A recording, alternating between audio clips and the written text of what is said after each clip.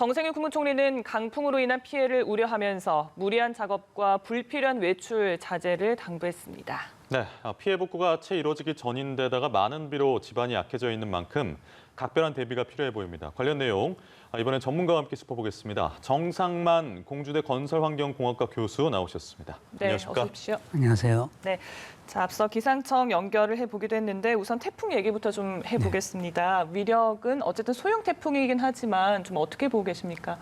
네, 말씀하신 대로 이제 태풍은 바람의 강도에 따라서 이제 네 가지로 나눕니다. 이제 한 17m/s 내지 25 정도면 가장 소행이고요. 그래서 약하다고 생각하죠. 큰 것이 이제 한 44m/s 이상을 갖다가 가장 강한 거로 봅니다. 그 안에 이제 세 개가 있는 것이고요. 그래서 이제 풍속으로 보면 이제 19m/s니까 초당 이렇게 이제 약하다고 생각이 되지만 사실은 태풍 쪽에서 약한 거지 실제 바람이 약한 건 그렇죠. 아니죠. 예. 우리가 이제 그 정도라는 게 지붕이 날아간다든지 안 그러면 이제 간판이 날아간다든지 기와장이 날아가는 정도가 되니까 결코 약한 것은 아닙니다. 태풍 중에서는 약간 소행이다 이렇게 얘기를 할 수가 있죠. 그렇지만 이제 보통은 이제 옛날에는 태풍이 오면 주로 이제 폭우가 중심이 됐는데 지금은 이제 굉장히 강풍도 중요한 영향을 미치기 때문에 특히 그 간판 부분입니다. 간판 부분에 대해서 신경을 써야 될 부분이고요. 그리고 이제 태풍은 이제 세 가지를 동반하여 피해를 입힙니다. 우리가 잘 알고 있는 사항이죠. 첫째 이제 폭우죠. 폭우를 가져오고 두 번째는 이제 좀 전에 말씀드린 강풍이고 세 번째는 해일. 이 세 가지가 이제 동반을 하게 됩니다. 그런데 이제 폭우는 우리가 잘 알다시피 지금까지 8월 1일부터 따져도 상당히 많은 비가 와서 경남, 부산 지금 통과할 예정으로 있는 이 지역에도 한 400mm 이상이죠. 그다음에 이제 우리 호남 지방 같은 건 500mm 이렇게 왔기 때문에 우리가 뭐 모든 사람들이 얘기하지만 너무나 포화되어 있다. 이렇기 때문에 한 250mm 올 거라고 생각하지만 그것이 엄청난 영향을 줄 수 있다고 지금 생각이 됩니다. 산사태라든지 이런 부분에 큰 지반이 약화돼 있기 때문에 이런 부분이 있고요. 그다음에 이제 보통 지금 해안가로 가기 때문에 지금 통영이라든지 부산이라든지 울산이라든지 이런 지역의 해안 쪽에 이제 만조와 거의 겹치게 돼 있지 않습니까? 12시점 만조는 어려움이 되기 때문에 지난 한 몇 년 전에도 마산에서 노래방에서 사람이 많이 사망한 적이 있습니다. 저지대 아래쪽에 있는 부분은 굉장히 조심을 해야 되고 파도가 치면은 어려움이 많기 때문에 특히 이제 그 해일 이 부분에 신경을 써야 될 것으로 생각합니다. 그러니까요. 지난번 부산에서도 폭우가 쏟아질 때 이 만조와 겹치면서 피해 상황이 컸거든요. 이런 부분 좀 주의를 더 하셔야 될 것 같습니다. 예, 만조 때 특히 좀 주의해야 될 점이 뭐가 있을까요? 일단 해안가 근처에 나가시지 않는 게 좋겠습니다. 네, 그렇습니다. 해안가에 나가지 않는 게 좋고요. 일단 태풍은 약간 지금 이제 소행이라 하더라도 이 정도에서 그 파도를 한 1m 정도를 끌어올리게 됩니다. 그렇게 되면서 이제 만조에 해당되는 또 부분이 올라오게 됩니다. 그렇기 때문에 이제 우리가 상당히 많은 부분이 파도도 급해지고 또 해안가 저지대 이런 부분이 문제가 발생할 소지가 굉장히 많습니다. 일단 뭐 준비해 놓으셔야 될 부분들은 왜냐하면 이제 오후부터 계속해서 영남 지방에 본격적으로 영향을 줄 거기 때문에 이 지역에 계시는 분들이 뭐 외출 당연히 좀 자제하셔야겠습니다만 미리 좀 준비해 놓으셔야 될 부분들이 있다면 어떤 게 있을까요? 아마 준비를 하고 있겠지만 이제 배들이 이제 고박을 이제 해서 있는 상태에 있어야 되고요. 저지대에 있는 부분들 이런 것들을 지상으로 끌려 올려야 될 부분이 있겠습니다. 시간이 허락하는 한. 보통 차량들도 지금 며칠 이렇게 계속 보면 둥둥 뜨고 있지 않습니까? 이 부분을 좀 고지대로 옮겨놓을 필요가 있습니다. 꼭 태풍이 바로 왔을 때 차량을 옮기는 것은 너무 늦은 부분이거든요. 적어도 지금처럼 이런 주의보, 경보가 왔을 때 올려두어야 됩니다. 알겠습니다. 자, 글쎄요, 뭐 예상 경로도 짚어보기는 했는데 폭우와 강풍 피해 이런 것들을 줄이기 위해서 사전에 좀 준비도 필요할 것 같아요. 뭐 저지대 얘기도 하셨지만 일반적으로 어떤 대비가 필요하겠습니까? 그러니까 뭐 아까 얘기했던 저지대 상습 침수 지역, 그다음에 이제 도시 지하 시설, 특히 도시 지하 시설이 굉장히 취약합니다. 도시화가 되면은 지하 시설을 우리가 많이 활용하기 때문에 이게 침수가 되면은 굉장히 문제를 발생할 소지가 굉장히 많고요. 아까 얘기하시는 이제 배수로 특히 자꾸 막히는 부분이 있습니다. 자꾸 그 부분은 신경을 써야 되고요. 우리 특히 농사 짓는 곳에서는 농경지 침수 이 부분에 신경을 쓰셔야 되고요. 강풍에서는 이제 바닷가 아까 말씀하셨죠. 통행 금지 하셔야 되고 간판 이게 굉장히 신경 써야 됩니다. 간판에 많은 부분들이 이런 강풍에 대해서 설계가 덜 돼 있는 쪽이거든요. 그래서 최근에 와서 간판, 그다음 비닐하우스 이런 쪽에 이제 예. 신경을 써줘야 되고요. 그다음에 이제 특히 이제 움직일 때 차량 속도를 줄이는 게 굉장히 중요합니다. 네. 눈이 왔을 때는 차량 속도를 많이 줄입니다. 그쵸. 그런데 바람이 많이 불고 그다음에 비가 많이 왔을 때는 차량 속도를 별로 안 줄입니다. 이 부분에 대해서 바람이 불면은 그냥 그 차가 날아가지 않습니까? 네. 이 부분에 대한 부분. 그다음에 비가 와서도 줄이지 않으면은 사고가 날 가능성이 굉장히 그렇죠. 많죠. 저희 이번에 피해 상황을 좀 보면 7,000명에 달하는 이재민이 발생했고 주택 2,200여 동 물에 잠기거나 토사에 매몰된 그런 상황입니다. 뭐 인명 피해도 곳곳에서 발생을 했는데 유독 이렇게 이번에 피해가 큰 이유가 좀 있을까요? 사실 풍수해에 의한 피해 중에서 2011년 이후에 가장 크다고 이제 볼 수 네. 있습니다. 2011년 이제 우면산 사태와 예. 춘천 산 사태가 있었죠. 예. 학생들, 예. 예, 학생들이 대학생들이 많이 이제 인하대 참여했죠. 학생들이었죠. 예, 예. 그렇게 됐죠. 그래서 이제 열흘째 지금 이제 사망 실종 약 42명쯤 되니까요. 그래서 이제 이재민 아까 말씀하신 대로 이런 부분들이 많이 된 상태지 않습니까? 제일 중요한 것은 오랜 기간 동안에 강우가 왔다. 장마 전선이 오랫동안 유지했다. 우면산 사태도 거의 비슷한 경우였어요. 14일간에 걸쳐서 비가 계속 왔거든요. 예. 그래서 이제 결정적으로 어느 날 100mm 이상 이렇게 와버리니까 문제가 됐던 경우가 있고요. 그다음에 이제 최근에 기후 변화로 인해서 국지성 호우입니다. 사람들이 이런 얘기합니다. 왼밤 쪽에서는 비가 오는데 오른밤 쪽에서는 비가 안 온다 이런 쪽이잖아요. 네. 이런 데 대한 부분이 어떤 때는 30mm 이상 폭우가 쏟아지고 어떤 때는 폭염이 오고 이런 쪽에 대한 부분이 커서 계속 이제 포화된 부분이 있고요.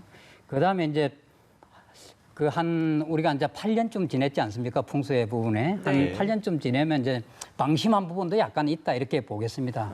보통 제가 재난 부분에 대해서 이렇게 계속 있어 보면은 항상 이 시기에 5년 또는 7년, 8년 되면은 꼭 이런 시기가 오는데 좀 장기적인 관점에서 대처를 할 필요가 있다 이렇게 생각합니다. 알겠습니다. 정세균 총리도 오늘 오전 회의에서 집안이 지금 약해져 있는 상태이기 때문에 뭐 축대 붕괴나 산사태 대비를 해야 한다고 있고 어제는 전국 81개 시도에 산사태 경보 또는 주의보가 내려졌거든요. 이런 산사태 경보 체계 발령 기준은 무엇이고 지금 특히 조심해야 될 지역이 어디가 됐을까요?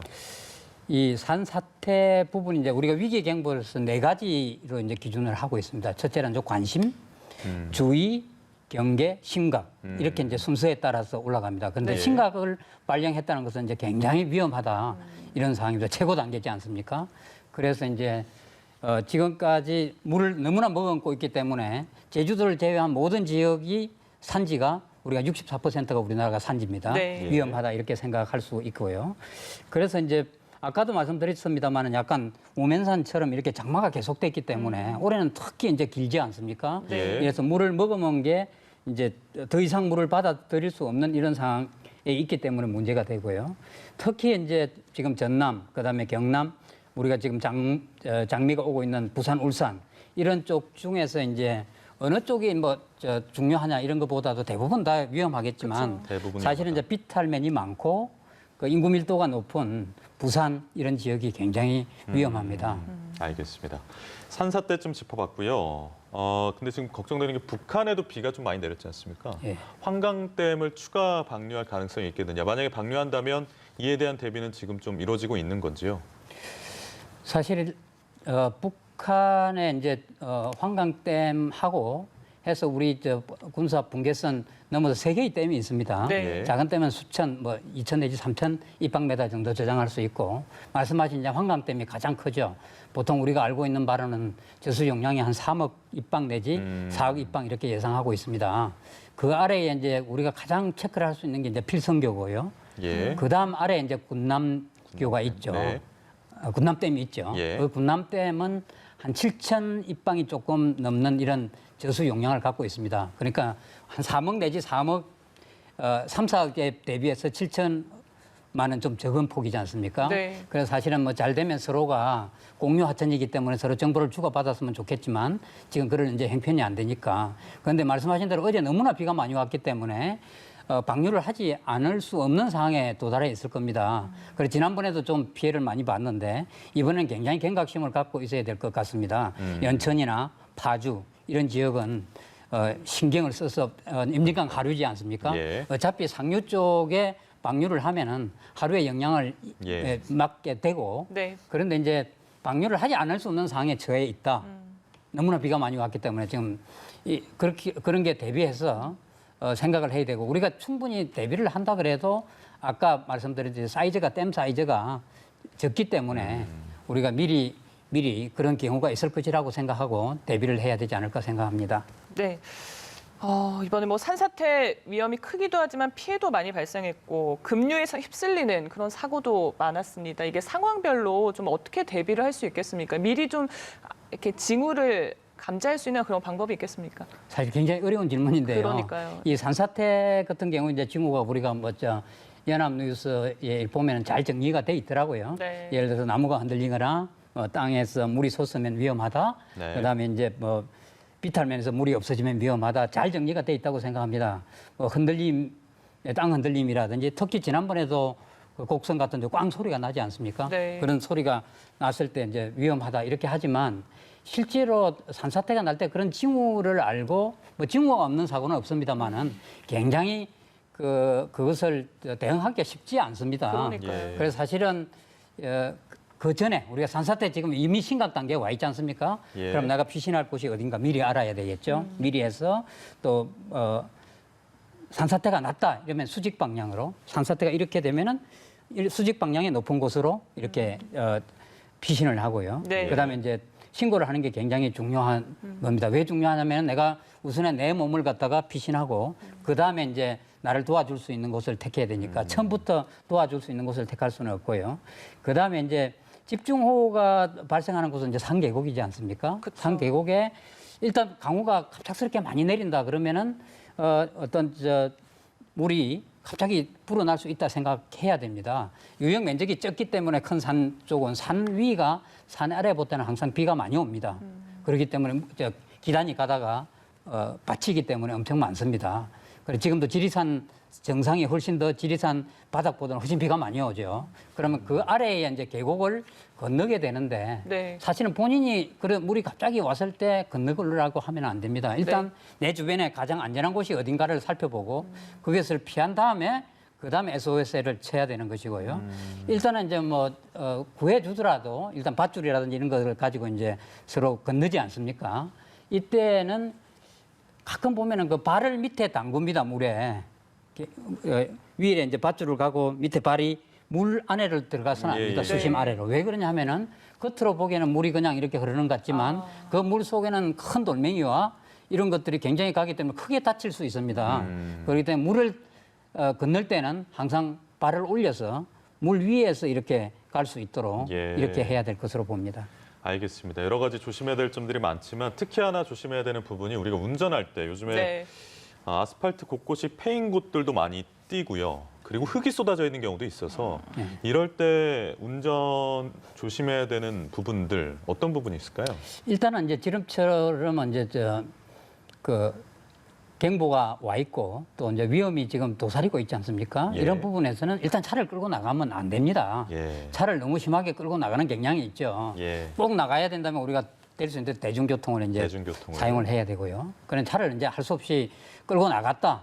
이런 경우에는 아까 말씀드린 대로 굉장히 속도를 낮춰야 되겠죠. 낮추다 보면 이제 길을 이렇게 갈 때 내 타이어가 한 30% 정도 이렇게 잠긴다. 이러면 약 10km/s, per hour죠. 예. 시간당 10km/h 서행을 해야 되고요. 만일 계속 가다가 50% 정도 한다 그러면은요, 그냥 높은 곳으로 빨리 가서 세워야 됩니다. 30에서 50 이렇게 갈 경우에. 타이어의 50% 타이어의 라는 50%. 그리고 이제 패인 곳이 지금 굉장히 많습니다. 아까 말씀하신 대로 이제 그냥 쓰러진 데도 있고 굉장히 물을 머금은 것이 이제 물을 쉽게 먹으면 원래 공기하고 같이 있다가 이제 공격이 없어지기 때문에 사태가 일어나고 이렇게 되거든요. 네. 그렇기 때문에 먼저 말씀드린 대로 될 수 있는 대로 지금 시기에는 차를 덜 가져가야 되는 것이고요. 그런 경우에는 피해서 가야 된다는데 피하는 것도 그렇게 쉽지는 않습니다. 네. 예, 그래서 이제 패인 곳 이런 곳들은 좀 어려울 수 있겠지만 지금쯤 비가 오고 그치는 이 상태에서 빨리 좀 땜질도 하고 이런 것이 필요합니다. 그것이 끝날 때까지 기다릴 수 없거든요. 예. 그런데 이제 비가 많이 오는 상태에서 또 그것을 땜질하고 이래서는 안 된다고 생각합니다. 위험에 빠지는 것도 중요하지만 위험을 그 피하는 것도 굉장히 중요하지 않습니까? 네. 그걸 막 비가 오는 데 가서 하고 그러지 않았으면 합니다. 네, 이번에 피해가 커서 좀 안타깝지만 앞서서 장기적인 좀 관점이 필요하다라고 하셨습니다. 끝으로 어떤 대책들이 좀 필요하겠습니까? 예, 우리가 재난 관리는 이제 네 단계로 나눕니다. 경감, 대비, 대응, 복구 이렇게 나눕니다. 사실 우리 재난 및 안전관리 기본법에는 예방, 대비, 대응, 복구 이렇게 되어 있습니다만 사실은 경감, 예방은 잘 안 되잖아요. 사실은. 네. 경감, 대비, 대응, 복구 이렇게 네 단계로 나누는데 사실은 우리의 인식이 경감, 대비 노력이 대응, 복구보다 비용이 적게 든다는 인식 전환이 굉장히 필요합니다. 지금도 우리가 대응, 복구에만 지금 관심을 많이 갖고 있지 않습니까? 말은 경감, 대비 쪽으로 해야 된다 하지만 네. 이 또 장마와 태풍이 끝나면 금방 망각해버릴 가능성이 짙습니다. 예를 들어서 뭐 선진국을 보면 예를 들어 미국 같은 데를 보면은 비상사태를 태풍이 오기 전에 다 선포를 해버리잖아요. 그래서 뭐 주지사라든지 안 그러면 대통령이 나서서 예. 그걸 경감시키고 대비를 하는 거잖아요. 그런데 우리는 이제 사태가 일어나고 여기 이제 재난 특별 지역을 선포하게 됩니다. 네. 그럼 이제 그게 굉장히 다르죠. 근데 왜 그렇게 되냐 하면은 대응 복구는 잘했다고 좀 칭찬을 받지만 예방 대비를 잘했다고 칭찬받는 경우가 굉장히 드물어요. 네. 그래서 조금 장기적인 안목에서 신경을 써야 되고요. 특히 사회 기반 시설 이번에도 이제 그 하천 제방이라든지 저수지라든지 이런 사회 기반 시설 이런 것들에 대한 관심을 좀 장기적으로 써야 됩니다. 사회 기반 시설은 보통 우리가 70년 내지 80년대 만들었기 때문에 그 내구 연한이 보통 20년, 30년이잖아요. 예. 그렇게 지금 신경을 써서 유지 관리에 신경을 써야 되고요. 네. 저수지도 예를 들어서 뭐 농업용 저수지 같은 경우에는 한 17,000개 됩니다. 그 중에 한 2,300개 정도가 농어촌진흥공사에서 운영을 하고요. 그건 좀 낫습니다. 나머지는 시군 단위에서 하니까 돈이 없지 않습니까? 지자체에서. 그래서 예. 어려움이 있습니다. 그래서 재난 환경 변화에 대응 및 적용을 해서 지금 이슈가 되고 있는 세계적인 이슈가 되고 있는 기후 변화, 도시화에 대응을 해서 재난에 강한 나라가 되었으면 합니다. 네, 네. 알겠습니다. 선제적인 대응이 필요하다는 말씀을 끝으로 정상만 공주대 건설환경공학과 교수 모시고 이야기 나눴습니다. 고맙습니다. 네, 고맙습니다. 감사합니다.